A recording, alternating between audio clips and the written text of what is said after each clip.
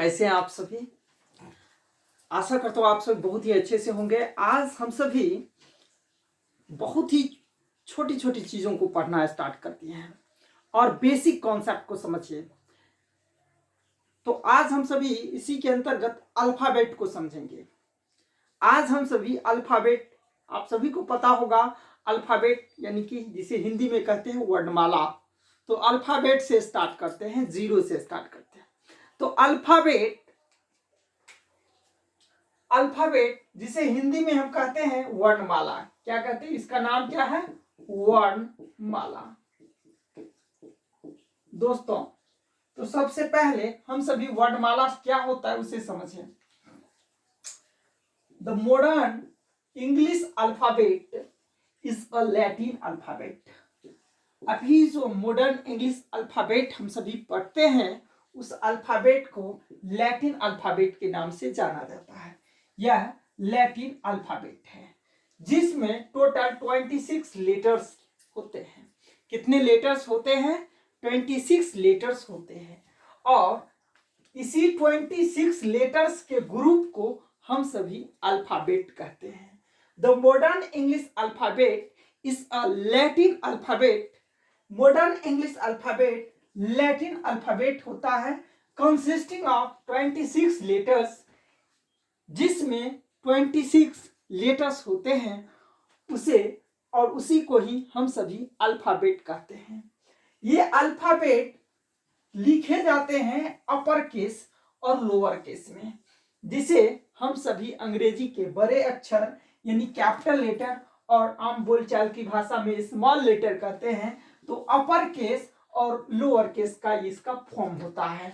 तो जैसे हम सभी लिखते हैं ए बी, ये अपर केस का फॉर्म है, ठीक। और जिस प्रकार से हम सभी लिखेंगे ये लोअर केस है। तो अंग्रेजी के शब्द दो तरह से, लेटर्स दो तरह से लिखे जाते हैं और इसी को हम लोग अपर केस और लोअर केस, जो 26 लेटर्स का एक ग्रुप है, उसे ही अल्फाबेट कहते हैं। ये ओरिजिनेट कब हुआ? तो इंग्लिश भाषा प्रारंभ यानी इंग्लिश में अल्फाबेट 7वीं सदी में लिया गया, 7th सेंचुरी में, from Latin script. Latin script से 7वीं सदी में, 7th सेंचुरी में इंग्लिश भाषा में अल्फाबेट लिया गया। कब लिया गया इंग्लिश भाषा में अल्फाबेट? 7th सेंचुरी, 7वीं सदी में इंग्लिश भाषा में अल्फाबेट लिया गया। अंग्रेजी भाषा प्रारंभ कब हुआ? 5वीं सदी में प्रारंभ हुआ, जिसे हम सभी 449 एडी के आसपास कहते हैं। तो यहां तक समझ गए। 5वीं सदी में यह भाषा प्रारंभ हुआ एंग्लो सैक्सन्स जूट्स, जिसे हम सभी एंग्लो सैक्सन्स कहते हैं। एंग्लो सैक्सन्स के द्वारा ये भाषा प्रारंभ हुआ, जो जर्मन के ट्राइब्स था, जर्मन के जनजाति था, उससे प्रारंभ हुई। लेकिन वो तो हम सभी नेक्स्ट वीडियो में देखेंगे। अभी हम सभी अल्फाबेट पे आते हैं। तो इंग्लिश में 7th सेंचुरी, 7वीं सदी में अल्फाबेट लैटिन स्क्रिप्ट से लिया गया।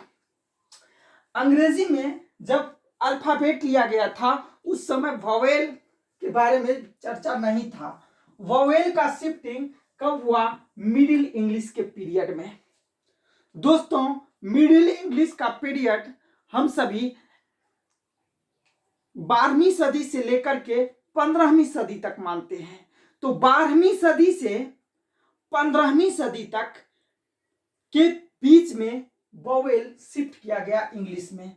तो वॉवेल का शिफ्टिंग मिडिल इंग्लिश पीरियड में माना जाता है। कब माना जाता है? मिडिल इंग्लिश के पीरियड में वॉवेल इंग्लिश में शिफ्ट हुआ। कब टाइम? तो 12वीं 12th सेंचुरी से 15वीं सदी तक। और 15वीं से अभी तक के जो पीरियड है उसे मॉडर्न इंग्लिश का पीरियड कहते हैं। तो इंग्लिश में 26 लेटर्स है। कितने लेटर्स हैं?